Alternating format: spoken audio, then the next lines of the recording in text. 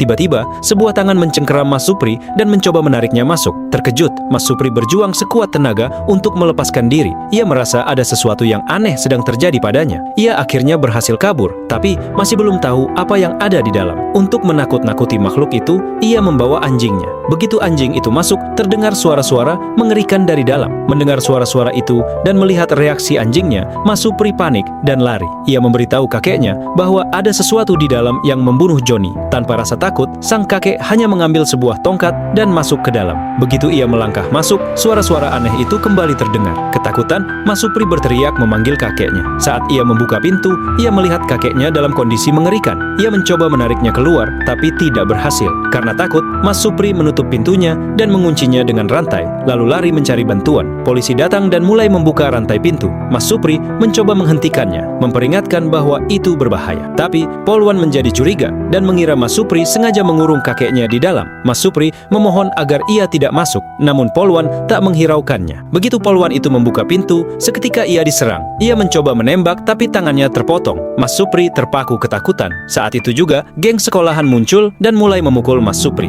Mereka sebelumnya pernah bertengkar karena si pembuli suka mengganggu teman dan pacar Mas Supri. Mas Supri memperingatkannya, "Pergilah, atau kau juga akan mati." Tapi si pembuli tidak peduli dan terus memukulnya. Tiba-tiba, teman Mas Supri datang dan menodongkan pistol sambil berkata, "Lepaskan dia." Tapi si pembuli menjawab, "Kau nggak punya nyali." Ia pun menembak sebagai peringatan. Geng itu pun kemecap. "Baiklah, aku akan pergi." Tapi, ia dipaksa masuk ke gudang. Ia sempat menolak karena melihat ada potongan tangan di tanah. Mas Supri berusaha menghentikan temannya, namun malah didomei. Ia terus bertanya, "Ada apa di dalam?" Tapi teman Supri hanya berkata, "Masuk saja." Geng terus bertanya, tapi teman Supri tidak menjawab. Kemudian ia masuk dan tak terlihat lagi. Mas Supri emoki, tapi dia malah digibeng oleh temannya hingga muncrat. Beberapa saat kemudian, pacar Mas Supri mencoba membangunkannya. Kemudian ia sadar dan melihat pintu gubuk terbuka, ia segera menutupnya. Pacarnya bertanya, "Ada apa ini?" Namun, ia malah melihat tangan terpotong di tanah membuat ia ketakutan. Mas Supri menyuruh agar ia tetap tenang. Kemudian, Mas Supri perlahan membuka pintu sambil membawa tongkat. Saat Mas Supri melangkah masuk, apa yang dilihatnya membuatnya tak bisa berkata-kata. Film ini berjudul